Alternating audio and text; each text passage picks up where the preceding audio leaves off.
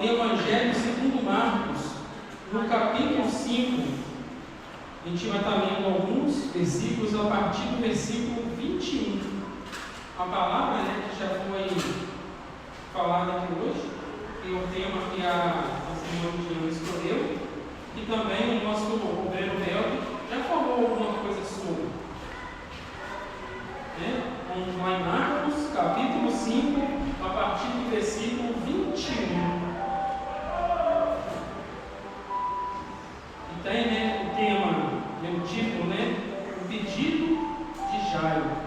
A gente vê que essa palavra ela tem um início, depois algo acontece e a palavra ela tem uma continuidade após esse acontecimento, mas um acontecimento que completa essa passagem.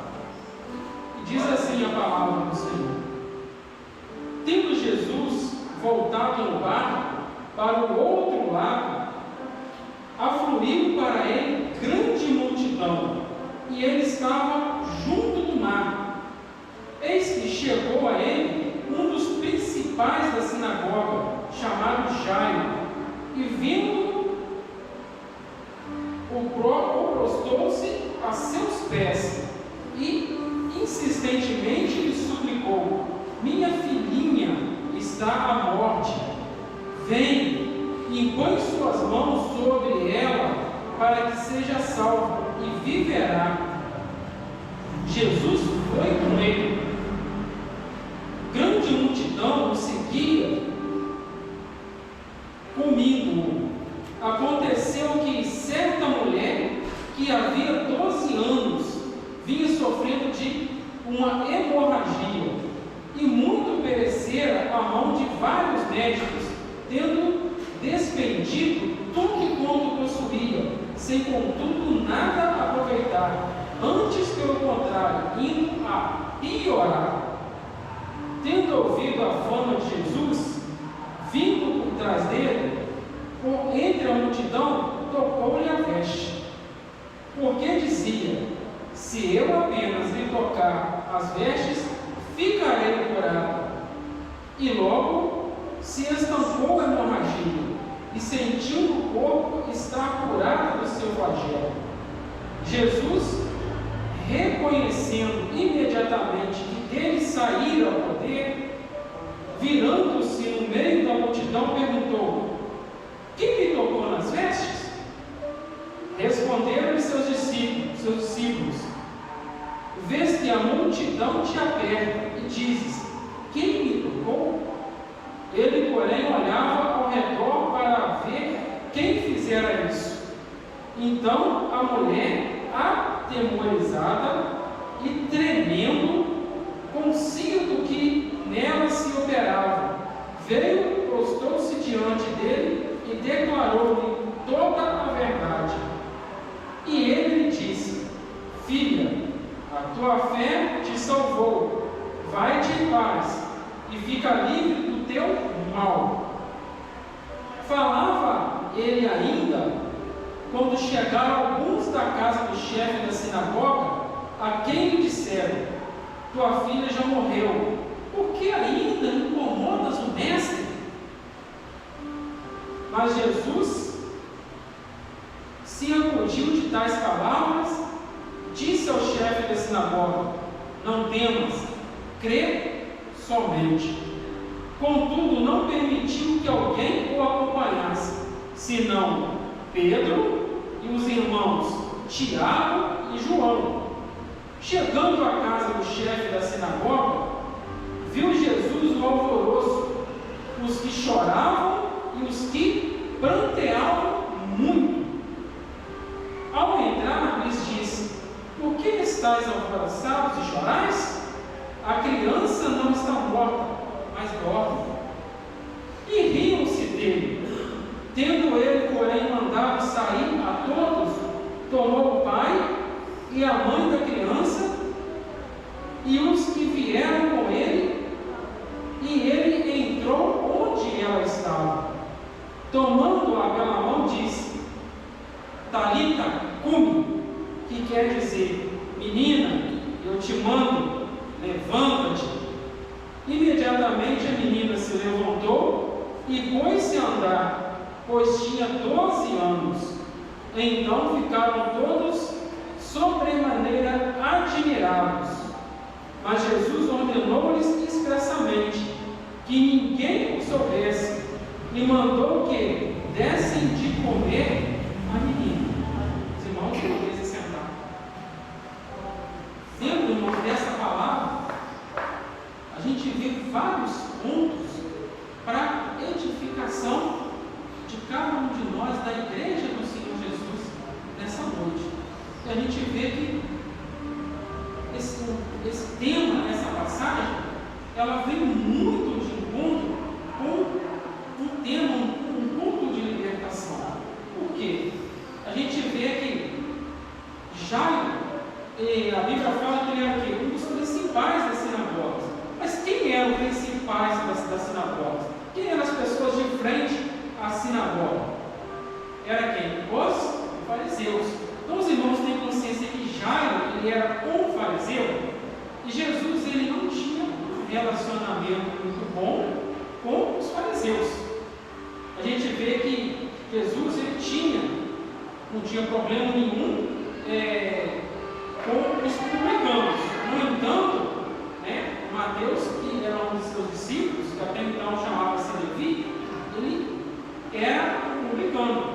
A gente vê que Jesus, ele foi até a casa de Zaqueu, que era também um publicano. Quem que eram os publicanos? Aqueles que cobravam impostos. Mas quem eram os fariseus? Eram os doutores da lei, aqueles que conheciam a Torá de ponta a ponta, ou seja, aqueles que deveriam conhecer a Deus no profundo. Mas a gente vê que eles tinham uma rixa, um problema com o próprio Deus, porque Jesus, ele é Deus na segunda pessoa da Trindade. Então aqueles que se diziam conhecer a Deus tinham uma rixa com Deus. Muito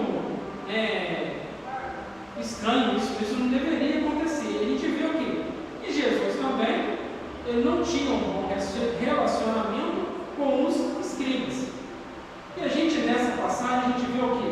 Que aquele que justamente pertencia à classe ao qual Jesus não tinha um bom relacionamento, viu que aqui a única pessoa que poderia socorrê-lo era Jesus, o próprio Deus na segunda pessoa da Trindade.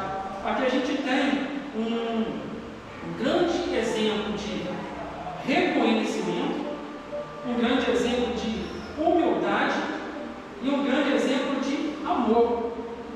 Eu lembro que quando eu retornei para essa igreja, a Igreja Evangélica de Obras de Libertação, a gente estava tendo uma campanha que estava sendo coordenada pela nossa irmã, que era o quê? Profetizando no amor.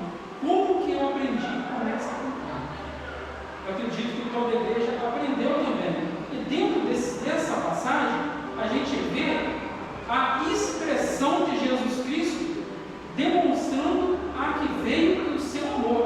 Porque se Jesus não tinha um relacionamento bom com os fariseus, aqui a gente vê Jesus socorrendo aqueles que se declaravam como seu inimigo. E a palavra diz o que aqui? O verdadeiro amor, o amor incondicional, é aquele que você ajuda somente o seu amigo, não é isso? Não, Você tem que ajudar a todos, independente de quem seja, incluindo os próprios inimigos. A gente vê aqui que Jesus, ele se dispõe a atender o pedido de Jairo. A gente vê o que aqui? Jairo, ele escolheu a forma como que um milagre acontecesse na vida dele. O que ele disse para Jesus? Ó Senhor, está lá no versículo 23, Vamos lá examinar o que a gente viu. Olha o que ele está falando lá. Capítulo 5, versículo 23. E incessantemente lhe suplicou: minha filhinha está à morte, vem, impõe suas mãos sobre ela para que seja salvo e viverá. Então, como que Jairo queria que o milagre acontecesse? Que Jesus fosse até a casa dele, colocasse as mãos sobre a filha dele e declarasse a vitória, a cura sobre a vida da filha dele. Entendo que aqui o milagre ele iria acontecer segundo aquilo que Jairo pediu, segundo a fé de Jairo. E no meio desse caminho, a gente vê que Jesus ele começa a ir uma grande multidão indo junto. E os irmãos entendam que aqui o milagre na sua vida, como ele vai acontecer, quem determina não é Jesus, não é o próprio Deus, é você que determina como o milagre vai acontecer. Tem pessoas, que mediante a fé dele, o que ele fala? Eu vou pegar uma campanha de monte, 7 elos de monte, e eu vou alcançar o milagre na minha vida. Tem uns que já falam assim, eu vou dar frequência a todos os cultos, não vou faltar culto nenhum, e coisas vão acontecer na minha vida. Outros vão começar a orar pelas madrugadas, vou buscar Deus pelas madrugadas, e eu vou alcançar aquilo que eu almejo de Deus. Os irmãos entendem que é nós que escolhemos como o milagre vai ser operado. Essa foi a forma que Jairo escolheu. E olha bem, irmãos, o que acontece. Jesus, atendendo a Jairo, começa a caminhar. A multidão começa a caminhar junto. E a Bíblia falou aqui que a multidão oprimia. O que é uma multidão oprimida? As pessoas encostavam Jesus, esbarravam, todo mundo. Jesus, aonde ele ia, geralmente, uma multidão estava junto. Por que eu estou falando geralmente? Porque não era assim. Ele tinha momentos que ele se retirava. Mas Jesus, como ele estava, em determinados lugares, a multidão chegava, todo mundo queria ver, todo mundo queria tocar, todo mundo queria algo, está todo mundo encostando nele, esbarrando nele. E no meio desse caminho, algo acontece, Jesus para e vira e fala assim, alguém me tocou nas vestes. E os discípulos, com uma palavra diz, falam, Senhor, todo mundo te tocou. O Senhor está sendo oprimido, todo mundo quer te ver, todo mundo quer encostar, todo mundo quer tocar no Senhor. Aqui não tem ninguém que não tenha te tocar. Mas entenda, irmãos, que esse toque foi um toque especial, um toque diferente. O que Jesus disse, Alguém me tocou porque eu senti que de mim saiu virtude, saiu milagre, saiu bênção. Alguém me tocou, mas tocou com fé. Alguém me tocou porque tinha propósito. Alguém me tocou porque a fé que essa pessoa tinha dizia o quê?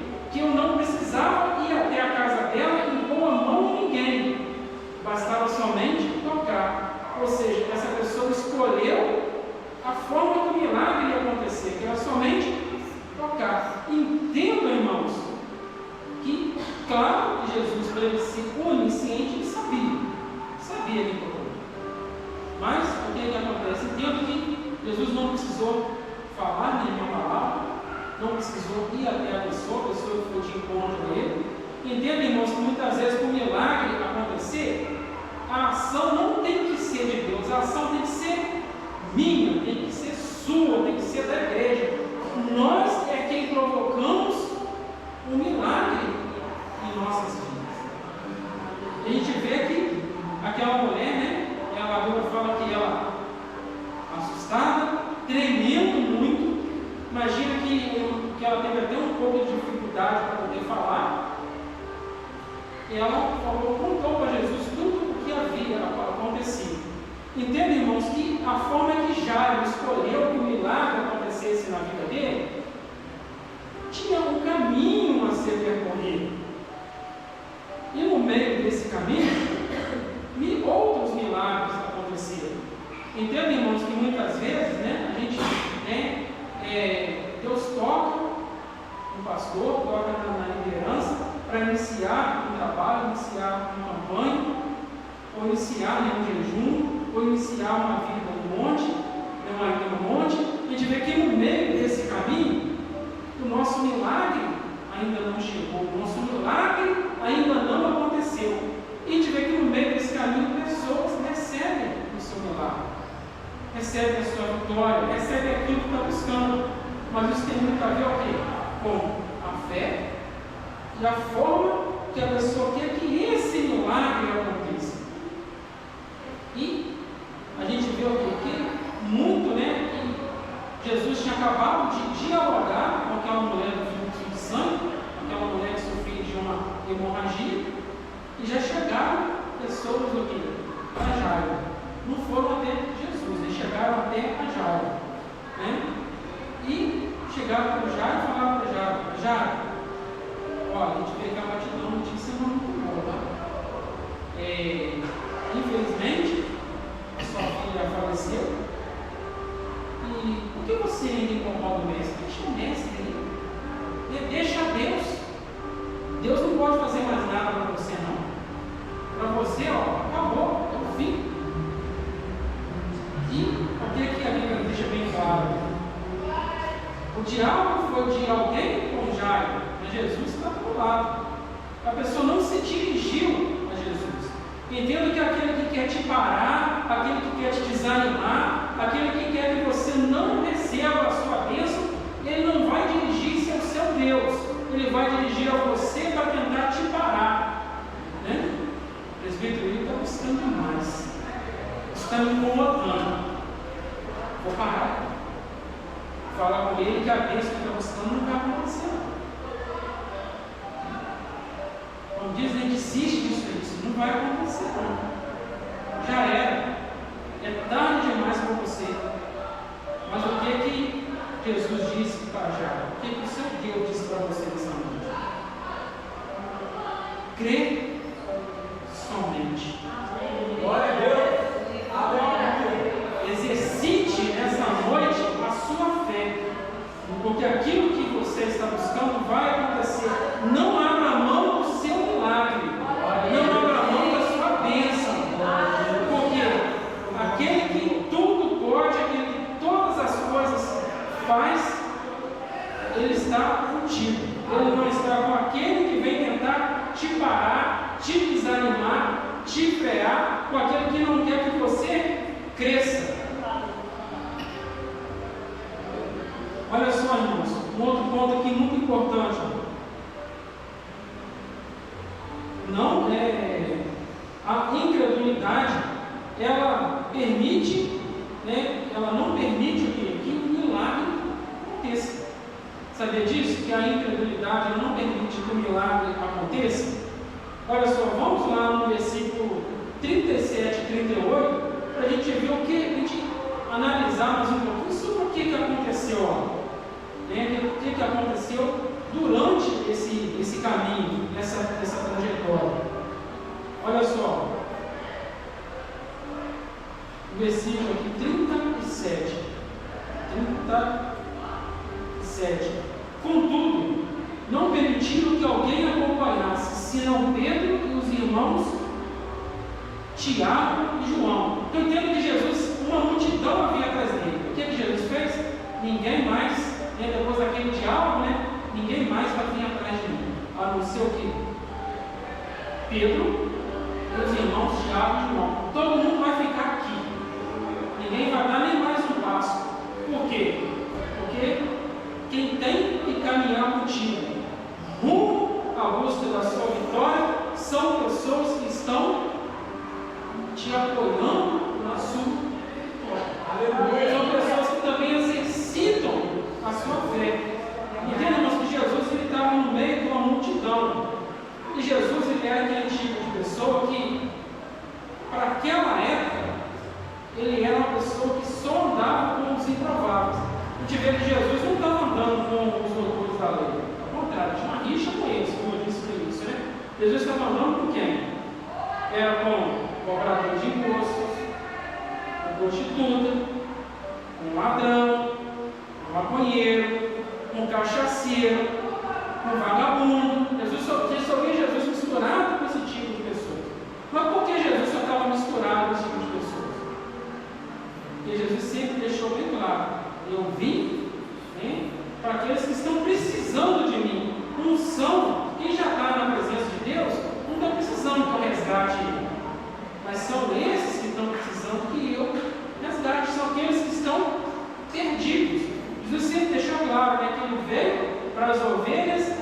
perdidas da casa de Israel. Veio justamente para resgatar essa pessoa.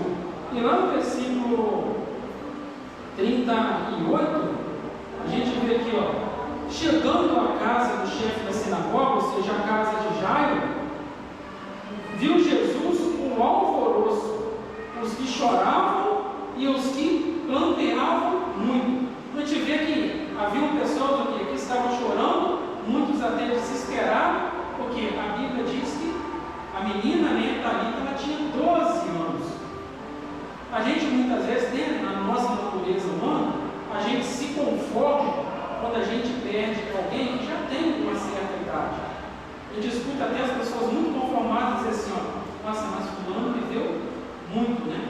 Ele chegou até, né, os 90, os 100 anos, ele teve uma trajetória de vida. Mas quando você pega uma criança de 12 anos, você vê que viveu o quê? Muito pouco, né? Então a gente tem muitas vezes uma aceitação quando, né, a hora chega para quem já é avançado em idades, né? Mas a gente não tem uma aceitação muito boa, e é claro que ninguém quer perder ninguém, independente se seja novo ou seja mais idoso, né? Até porque nós não fomos feitos para poder morrer, nós não fomos feitos para poder deixar esse corpo, né? O que faz a gente deixar esse corpo? É o salário do pecado, deixa bem claro, o salário do pecado é a morte. Mas a gente não se conforma quando alguém morre aqui, assassinado, de acidente. Quando está doente, até se conforma, você vê a pessoa sofrendo muito. A gente está vendo, né? A pessoa descansou. Mas o fato é que, né, a gente não quer que ninguém se vá. A gente vê aqui que havia um desespero muito grande. E aqui a gente vê como que a falta de fé, a falta de acreditar, a falta de reconhecer Jesus como o próprio Deus, ele é um limitador para que muitas vezes o milagre aconteça na vida das pessoas. Olha só, a gente seguindo um pouquinho mais adiante, no versículo 39, ao entrar, disse-lhes: por que estáis esse alvoroço e chorais? A criança não está morta, mas ela dorme. Versículo 40. E riam dele. Irmãos, entendam o seguinte: se as pessoas tiveram a audácia de rir de Jesus, rir do próprio Deus, quem deu de cada um de nós, né? A gente vê que primeiro foi o problema da pessoa chegar para Jairo e falar: olha, por que se incomoda mesmo? Tentaram parar Jairo. Agora chega na casa dele, a gente vê uma incredulidade por parte de muitas pessoas, né? Tipo assim, né? Ele fala que é Deus, ele fala que é mestre, ele fala que faz milagre. Será possível que ele não está vendo essa criança está morta? Será que, né? Ou seja, tivemos Jesus como um tapado, né? Uma pessoa sem conhecimento. Popularmente, né, como as pessoas costumam dizer, como uma pessoa boba. Porque todo mundo estava vendo que ela estava morta. Mas a gente também, analisando a Bíblia, a gente vê que a Bíblia, em diversas passagens, ela referencia os mortos, não como mortos, mas referencia como alguém que está dormindo. A gente vê que, até de forma escatológica, a Bíblia fala, né, que no dia que Jesus voltar, né, que aqueles que estão dormindo, eles serão arrebatados primeiro. A gente vê que aqueles que nós temos como mortos, eles estão aqui, dormindo. Eles não estão, né, andando como nós estamos andando, tendo movimentos, gesticulando, falando, mas eles estão o quê? Dormindo.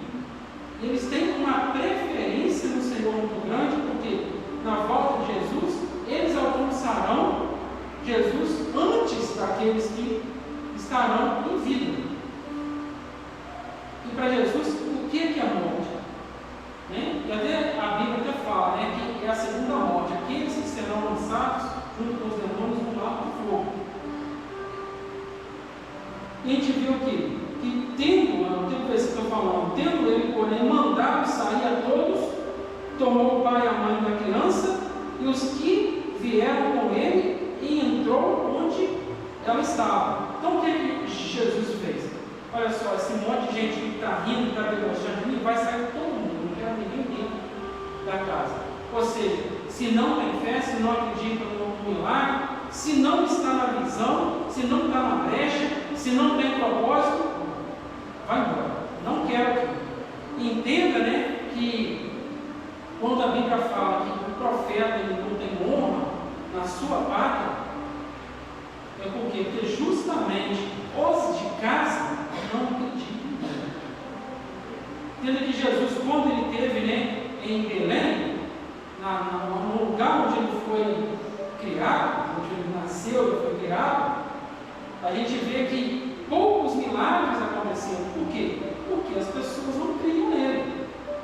E a gente vê que aqui existia dentro da casa de Jairo um quadro de incredulidade. Jesus coloca aqui para correr todos os incrédulos. Aí o que ele falou? Só vai vir comigo quem? O pai, a mãe, Pedro, Tiago e João.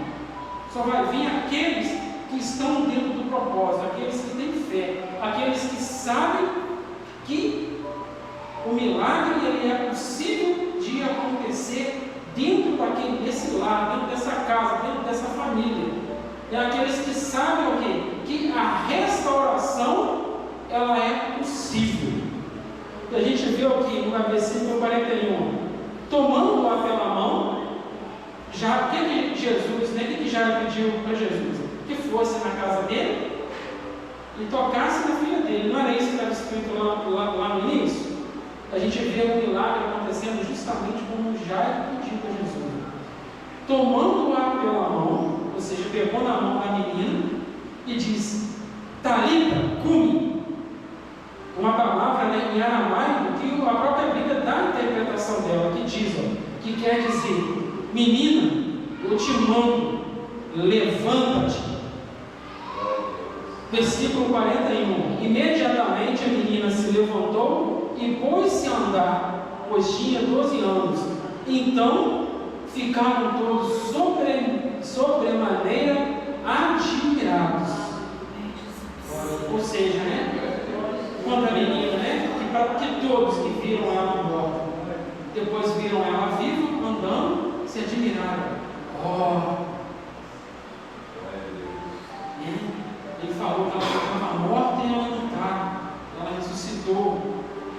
E eu fico imaginando, né, como é que seria o comportamento daquele que foi lá para Jairo e falou: deixa o mestre em paz, que sua menina, que sua filha já morreu. Que vergonha, né? Aqueles que estavam rindo, né, tendo Jesus como um bobo, uma pessoa sem crédito, que cara de taxa também eles não devem ter ficado. Né? E acredito que também vieram, que se não tinha fé, não é possível, né, não ter passado a ter fé. Né? Eu não consigo ver uma outra forma a não ser ter nascido no coração daquelas pessoas a fé e também a conversão a Jesus Cristo. E a gente vê um pouquinho mais adiante aqui no versículo 43, que Jesus vem falando uma coisa muito importante. Olha só. Mas Jesus ordenou-lhes expressamente que ninguém o soubesse e mandou que desse a menina, desse de comer a menina. O interessante quando Jesus fala aqui, Jesus ordenou-lhes expressamente que ninguém soubesse. Como é que ninguém não ia saber? Se tinha muita gente lá dentro da casa, muita gente chorando, se no meio de uma multidão, né, Jairo fez um pedido, alguém falou para Jairo, né, deixa o mestre em paz, porque a sua filha já morreu. E depois a gente vê a menina está andando no meio de todo mundo. Como que se esconde uma coisa dessa? Como que você esconde o milagre que Deus faz na sua vida? Irmãos, não tem jeito, todo mundo está vendo. Porque Jesus falou que não era para poder dizer para ninguém. Porque existem coisas que não são para ser ditas, são para ser vistas e vividas. Jesus não queria que ninguém falasse, mas que as pessoas vissem, que as pessoas vivessem. Existem muitas pessoas que falam de Jesus, mas não vivem Jesus. Então, o que essa passagem nos ensina? Que nós temos aqui que não somente falar, mas viver Jesus, ser testemunha viva de Jesus a todo momento, a todo instante. E a parte B desse versículo também nos deixa um outro ensinamento muito importante. Quando ele diz aqui, ó, e mandou que dessem de comer a menina. E por que Jesus mandou dar de comer? Entendo que dentro dessa passagem Jesus estava falando de a comida no sentido físico mesmo, né? De ir lá, né, fazer um pratinho lá para ela, de arroz, feijão, carne, salada, um legume, né, alimenta essa menina para ela poder, né, ficar forte, para ela ter força para poder se recuperar. Mas a gente vê que a palavra de Deus, ela é uma espada de dois gumes. Ela tem um sentido, a gente pode levá-la para um sentido material, mas tem um sentido espiritual. E eu entendo dentro dessa ordem aqui, que também a gente pode trabalhar no sentido espiritual, que é o quê? Alimentar espiritualmente. O que Jesus também, né, estava dizendo aqui, ó, Jesus mandou que desse de comer, que alimentasse aquela menina espiritualmente. Aí você pode dizer para mim assim, mas, presbítero, ela era filha de um fariseu, ela tinha 12 anos, ela já deve, né, ter assumido o compromisso judaico perante a sociedade, que é o bar mitzvah. Uma criança com 12 anos, dentro da religião judaica, ela fala de cor os 5 livros da lei, ela sabe de ponta a ponta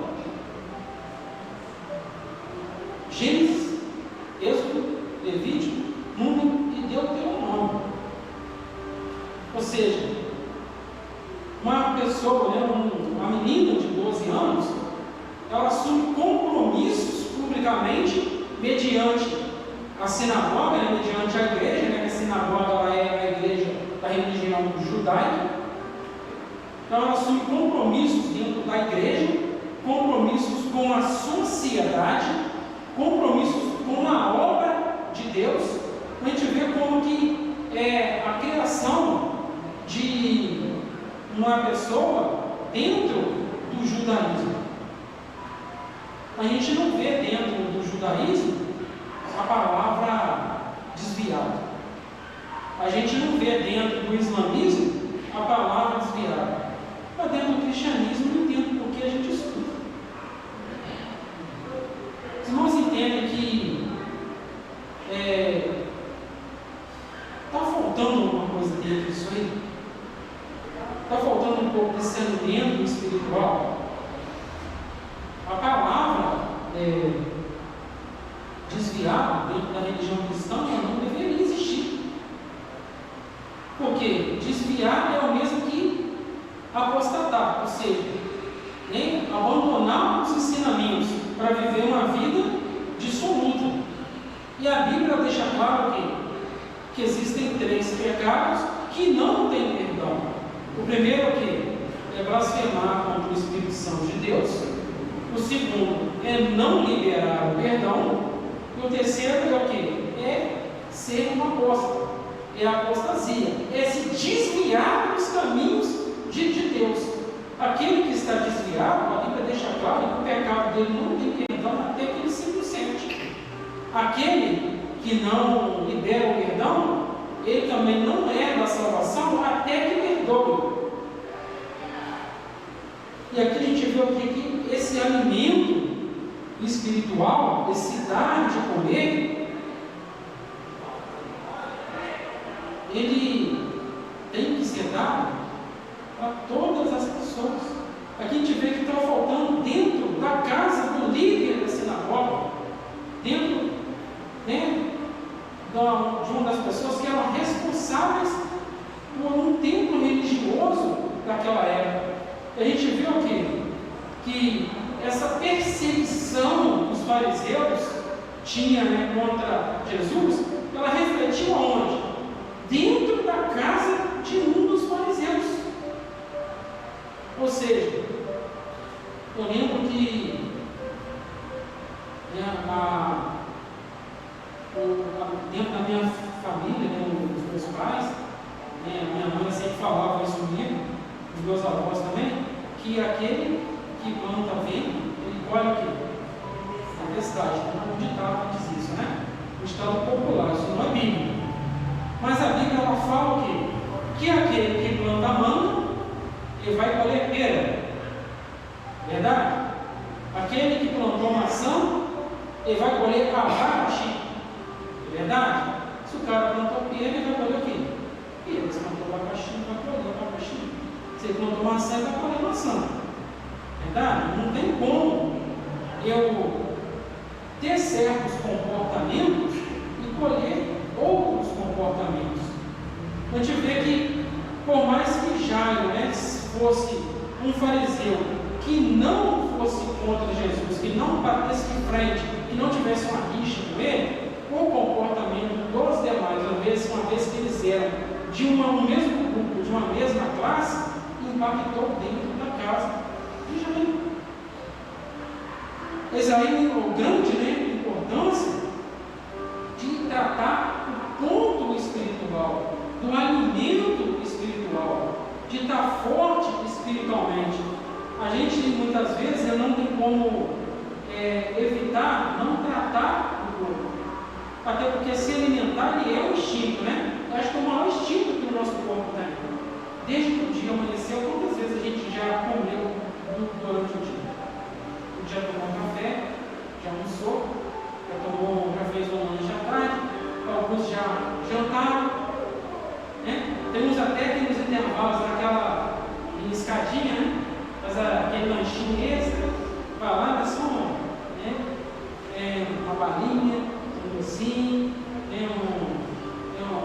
um salgadinho, uma coisinha lá, o corpo também é alimentado. Mas e o espírito? Será que mesmo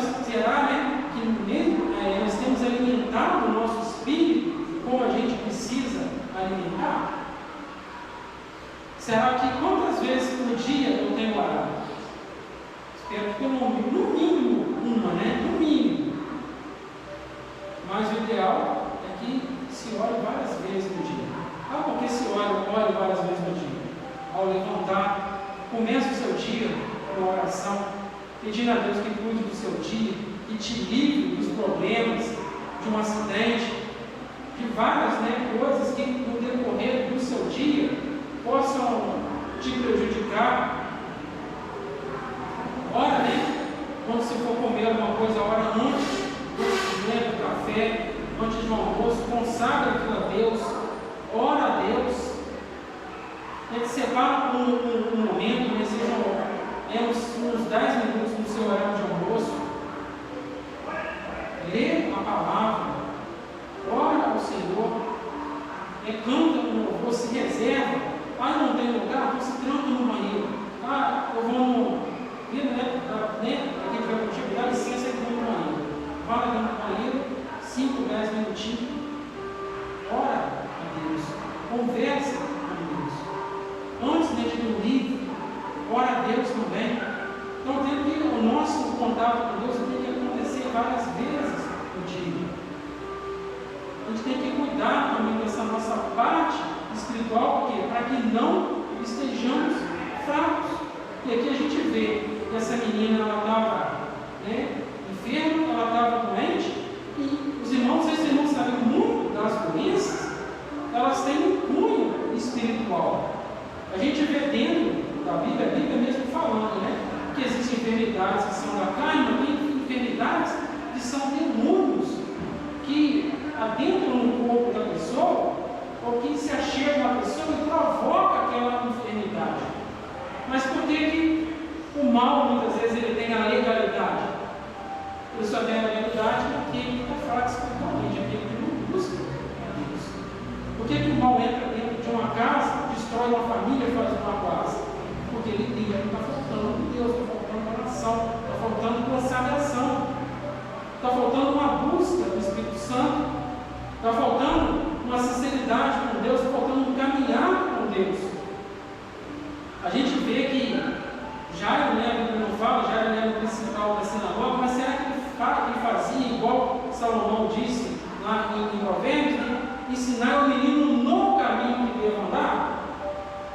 pode ver que muitas vezes, né, grandes pessoas da Bíblia não fizeram isso.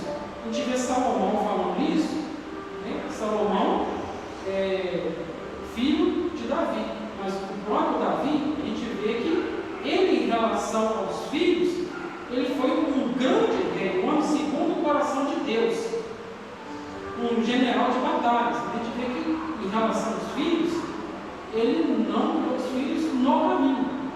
A gente vê que, olhando a história de Davi, a gente vê que os filhos de Davi deixavam a desejar demais.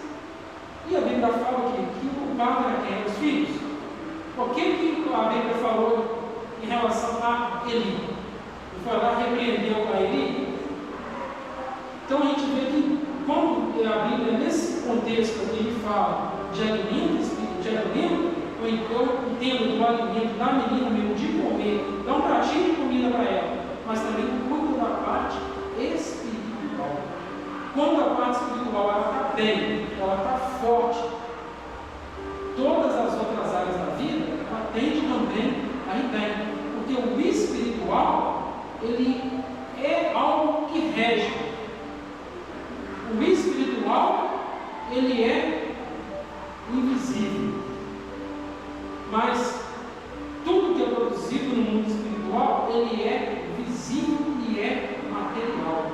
As pessoas que são, né, que buscam o espiritual, que estão espiritualmente bem, geralmente eles são bem dentro da vida familiar, dentro da vida profissional, onde que a gente vai estar bem, são pessoas mais felizes, pessoas mais dispostas a fazer a obra de Deus, pessoas mais amorosas, pessoas mais carinhosas, pessoas que fazem tudo com muito mais excelência, são pessoas fiéis. Quando a gente fala de fidelidade, né, a gente fala, né, em todas as áreas. Quando a gente fala de fidelidade, a pessoa logo lembra, né, ou de dízimo ou de casamento, mas não é isso, é em todas as áreas. E se a gente for olhar, se a gente for falar disso, dá um estudo somente falando desses termos. Mas o espiritual, ele é o invisível, mas o que rege todas as áreas. E quem é espiritual, ele também tem uma fé muito maior, muito mais forte, muito mais trabalhada. Assim como aquela mulher no fluxo de sangue, ela tinha uma fé.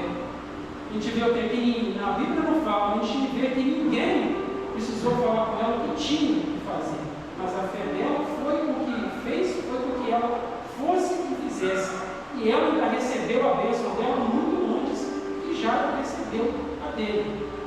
Então os irmãos entendam, né, que a forma com que a nossa bênção chega, muitas vezes ela depende de como nós buscamos e queremos que Deus trabalhe em nossas vidas, como que nós nos entregamos nas mãos do Senhor, para que o Senhor trabalhe conosco, e como que o Senhor faça com que essas bênçãos cheguem.